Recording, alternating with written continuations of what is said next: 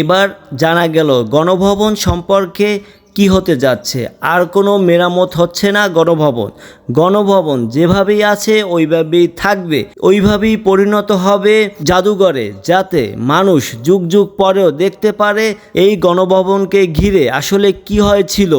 5ই আগস্টকে সবাই স্মরণীয় রাখার জন্য, বাংলাদেশের স্বৈরশাসনকে প্রত্যাখ্যান করার জন্য, শেখ হাসিনাকে দেশ থেকে বিতাড়িত করার পরে গণভবনের যে অবস্থা হয়েছিল, বাংলাদেশের সকল জনগণ গণভবনের অবস্থা যা করেছিল সেটাই যাতে মানুষ যুগ যুগ পরেও দেখতে পারে, এর জন্য গণভবনকে করা হবে জাদুঘর।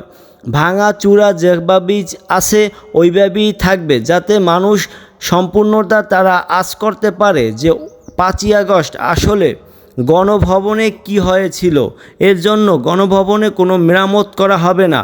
ভাঙাচূড়া জিনিস ভাঙাচূড়াই থাকবে, ফালানো জিনিস ফালানোই থাকবে। গণভবন স্মৃতি হয়ে থাকবে 5ই আগস্টের, গণভবন স্মৃতি হয়ে থাকবে স্বাধীনতা যুদ্ধের, 2024 সালের নতুন স্বাধীনতা যুদ্ধের।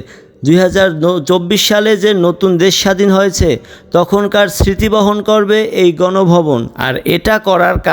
আর এটাকে এইভাবে জাদুঘর করার কারণ হচ্ছে একটাই, যাতে মানুষ বুঝতে পারে এই দিনটাকে আসলে কি হয়েছিল এবং কেন হয়েছিল। তাই গণভবনকে ইতিহাসের সাক্ষী হিসাবে রাখার জন্য গণভবন যে অবস্থা আছে এই অবস্থায় হতে যাচ্ছে জাদুঘর।